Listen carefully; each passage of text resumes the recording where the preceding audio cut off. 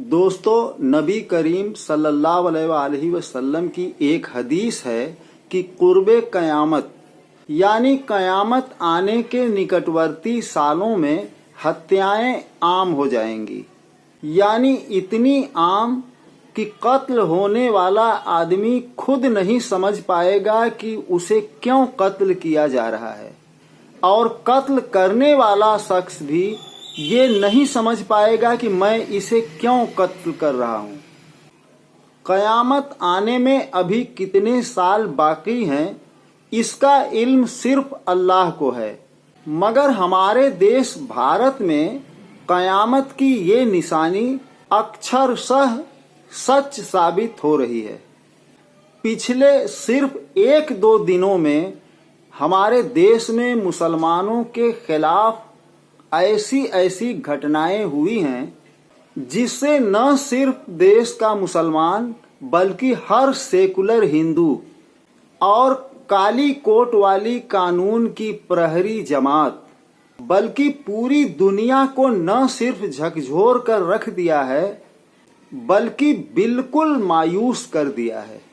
तो मेरा नाम अब्बास हफीज है। मैं नाम इसलिए बता रहा हूँ क्योंकि कहीं ना कहीं आज मैं अपने आप को सुरक्षित महसूस नहीं कर रहा हूँ अपने नाम के साथ, क्योंकि मेरा नाम उर्दू वाला नाम है और कहीं ना कहीं उर्दू नाम वाले लोग आज असुरक्षित महसूस कर रहे हैं खुद को, जो सरकार की सबसे बड़ी नाकामी है या कुछ लोग जो सत्ता में बैठे हुए हैं उनकी साजिश है। इसकी वजह यह है कि चलती ट्रेन में जयपुर मुंबई की जो जयपुर मुंबई एक्सप्रेस है उसमें कैसे दिन दहाड़े एक सिपाही जो रेलवे पुलिस फोर्स का सिपाही है हत्या कर देता है 3 मुसलमान युवाओं की और एक आदिवासी मीणा समाज से आने वाले एएसआई की, सिर्फ ये कह के कि इस देश में रहना होगा तो मोदी मोदी और मोदी योगी कहना होगा। आप सोच सकते हैं कि नफरत का आलम कहां पहुंच चुका है, लेकिन उससे ज्यादा पीड़ा जिस चीज की है वो ये है कि कहीं ना कहीं गोदी मीडिया में बैठे लोग जो हैं उस पुलिसकर्मी को कहीं से बचाने की फिराक में लग चुके हैं और उसको मानसिक रोगी बताया जा रहा है। आप सोचिए कि क्या हाल है। और एक नारा इस देश में बरसों से सुनते आ रहे हैं हम, इस देश में अगर रहना है तो मोदी योगी कहना है। लेकिन हमें अंदाजा नहीं था, आपको भी अंदाजा नहीं होगा कि ये नारा और इस नारे की अंधी जिद हमें एक ऐसे शर्मनाक मोड़ पर पहुंचा देगी जहां हम भारतीय कहलाने पर शर्मिंदा महसूस करेंगे। एक देश के तौर पर आज हम सब की नजरें झुकी हुई हैं क्योंकि एक नारा लगा है, इस देश में अगर रहना है तो मोदी योगी कहना है। ये जो कहानी आपको मैं सुनाने जा रहा हूं, जो घटना मैं आपको बताने जा रहा हूं, उसे सुनने के बाद दिल बैठ जाएगा आपको। आप सोचने पर मजबूर हो जाएंगे कि नफरत की आग ने, नफरत की जिद ने हमको कहां से कहां पहुंचा दिया है। हम सबको एक नागरिक से भीड़ में तब्दील कर दिया जा रहा है। हमारे हाथों में ऐसे हथियार थमाए जा रहे हैं जिसके नतीजे में हमारे सामने केवल लाशें बिछी होंगी। यह कहानी भारतीय रेलवे की कहानी है। नफरत की आग जो है दोस्तों वो अब चारों तरफ फैल रही है और इस नफरत की आग में एक समुदाय जो है वो धू धू करके जल रहा है। हरियाणा के गुरुग्राम में सोमवार को सांप्रदायिक हिंसा भड़की और अब उस हिंसा भड़कने के बाद की तस्वीरें जो हैं वो परेशान कर देने वाली हैं। हरियाणा के मेवात में मस्जिद जो है वो हिंदू भीड़ ने, हिंदू कट्टरवादी लोगों ने उस भीड़ को आग के हवाले कर दिया।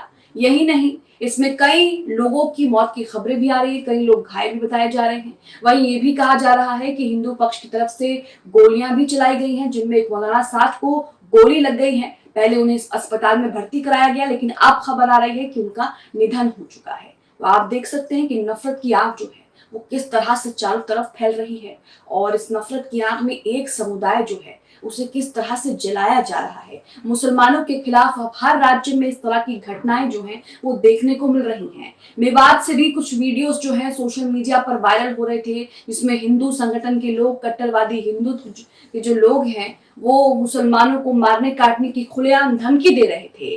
खुलेआम टेलीग्राम चैनल पर उनके कत्लेआम की, उनको मारने की साजिशें होती हैं, लेकिन पुलिस प्रशासन को कानों कान खबर भी नहीं लगती है। ये सब एक दिन में नहीं होता है, इसे लेकर पूरी प्लानिंग होती है, पूरा का पूरा साजिश जो है वो तैयार की जाती है और उसके बाद इस तरह की घटनाओं को अंजाम दिया जाता है।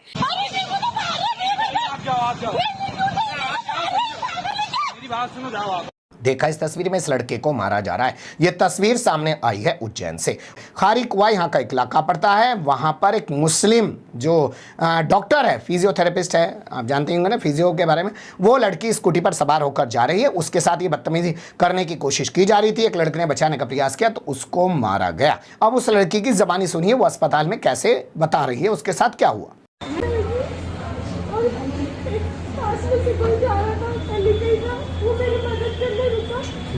तो उसे भी मारा, इतना ज्यादा मारा उसको भी, और बाद में कह दिया कि वो तो मेरा भाई था और आपसे दुश्मनी थी पहले से, जबकि वो तो मेरा भाई भी थे, वो तो इंसानियत की नाते मुझे बचाने आया था। पूरे मोहल्ले वाले देख रहे थे मुझे मार खाते हुए, उसने मेरे कपड़े फाड़े, आपको दिखा हुए उसने कपड़े भी फाड़े मेरे।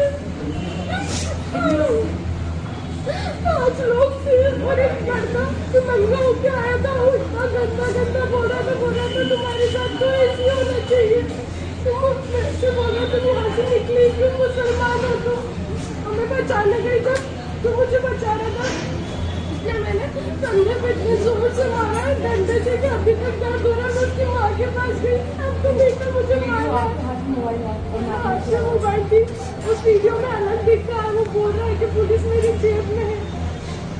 सब कुछ उस वीडियो में, पुलिस फिर भी कुछ नहीं कर रही है, कोई साथ नहीं दे रहा मेरा। मैं तो खुद डॉक्टर हूँ, मेरे साथ ऐसा कर रहे हैं लोग। उसको सजा मिलना चाहिए, उसने बहुत गंदी हरकत करी। उसकी माँ को पता था सब, फिर भी उसकी माँ को कर दिया, कर छोड़ दिया वहाँ से। उसकी माँ ने डंडा और तलवार ला के दी थी, एंड में तो वो हमको मार ही डालता, तलवार लेके आया था, लेकिन जब तक लोग आ गए थे तो वो भाग गया। एक वीडियो में तलवार भी है। मुझे कुछ समझ नहीं आ रहा कि जो मणिपुर में किया ना वो इस लड़की के साथ करो, ये वर्ड उसके माँ के थे और वो जो एक नंगा लड़का था उसके वर्ड थे, कपड़े फाड़ दिए, उसको नंगा करो। उसके बाद में मेरे सर पे मार दी थी ना, तो मैम जब से मुझे इतने ज्यादा चक्कर आ रहे ना कि मुझे बातें भी कुछ याद आ रही है, और ये बात तो मुझे अभी याद है कि उसने मणिपुर वाली बात भी मुझे बोली थी। उनके फोटो लगे हुए थाने में, लिस्टेड गुंडे हो, और 4 को अज्ञात बताया उन्होंने, जो कि हमने सबके फोटो और वो बता दिए उन्हें। वो औरत ने बोला था कि ये बहुत छेड़छाड़, हाँ शेलू यादव उसी के साथ फोटो डले में इसके, शेलू यादव के साथ। ये भी नहीं देखा कि मैं लड़ी। सुन लिया आपने, कोई हो हंगामा नहीं है, कोई दलाल मीडिया इस बात पर नहीं बोल रहा है, क्योंकि लड़की का नाम जरीन खान बताया जा रहा है। लड़की के लेकर कोई एनकाउंटर, बुलडोजर, ये वाली बातें भी नहीं की जा रही हैं। एक महिला जो चश्मदीद है वो भी इस पूरी घटना की जानकारी दे रही है, उसकी भी सुन लीजिए। इधर कुछ घोड़ा वोड़ा निकल रहा था, तो वो उधर गली से घुस गई, तो वहाँ से कुछ लड़के निकले, और निकलने के बाद में उसके ऊपर एक औरत भी थी, उसने तलवार लाके दी और उस लड़के से बोला मार दो इसको यहीं, और उसके पूरे कपड़े फाड़ दिए, साइड से पूरे कपड़े फाड़ दिए, उसको ऐसा पाइप मारा कि उसका कंधा पूरा गिरा, और गाड़ी की चाबी निकाल ली और गाड़ी की वही उसकी फेंक दी, और चाबी भी अभी भी उनके पास है। उसके बाद भी थाने वाले कुछ नहीं कर सकते, कुछ नहीं कर रहे। हमने खूब सर्च करने का प्रयास किया, इस खबर को लेकर किसी भी दलाल चाटुकार दंगाई पत्रकार ने कोई खास रिपोर्टिंग नहीं की। मुसलमानों को मारने काटने की हेट स्पीच सुनकर अपने कानों में तेल डालकर कोने में दुबक कर सोने वाली सरकार ने एक धर्मांध भीड़ पैदा कर दिया है, जो नरपिशाच राक्षस के रूप में तब्दील हो चुकी है। आज मौज के साथ पूरी दुनिया आगे की तरफ बढ़ रही है और हमारा देश भारत बारूद के ढेर पर बैठा हुआ है, और हमारे धर्मांध रहनुमा अपनी अपनी हाथों में माचिस लेकर खड़े हैं। पहले तो गुजरात जलाने के लिए गोधरा कांड जैसा बहाना चाहिए था, मगर अब किसी बहाने की भी जरूरत नहीं है। सिर्फ मुसलमान, ईसाई, दलित या आदिवासी होना ही काफी है। आज हमारा देश जिस मुकाम पर आकर खड़ा हो गया है, क्या आपको लगता है कि कोई जादू की छड़ी से इसको एक दिन में ठीक कर सकता है? मणिपुर की घटना का वीडियो वायरल हुए आज 10 दिन से ज्यादा हो चुके हैं, मगर आज तक सदन में इस पर चर्चा नहीं हो सकी और कई बिल पास हो गए हैं। मुझे तो कभी कभी ऐसा लगता है कि ये मणिपुर की घटना हिंदू राष्ट्र का एक ट्रेलर मात्र है, कहीं पूरा देश ही न जल जाए। हमारे देश के इतिहास में कभी ऐसा नहीं हुआ कि सरकार कव्वालों की एक टोली बनकर रह जाए। आप कव्वालों की टोली जानते हैं ना? 2 कव्वाल होते हैं, सिर्फ वही गाते हैं और बाकी टोली बैठकर ताली बजाती है। कव्वाल सुर में गा रहा हो, बेसुरा गा रहा हो या बकवास गा रहा हो, कव्वालों की टोली बैठकर सिर्फ ताली बजाती है। और चाहे पब्लिक भले उन पर जूते फेंके, और ये जूते फेंकने की जिम्मेदारी मीडिया की है। यहाँ जूते फेंकने से मुराद सरकार से सवाल करने का है, सरकार को टोकने का है, सरकार की गलत नीतियों पर उसको घेरने की बात है। मगर हमारे देश का मीडिया अपनी जिम्मेदारी को दरकिनार करके उस कव्वाल की टोली में शामिल होकर खुद ताली बजाने में जुट गया है। दोस्तों, इस क्लिप में बस इतना ही। मिलता हूं अगले वीडियो में एक नए विषय के साथ। जय हिंद।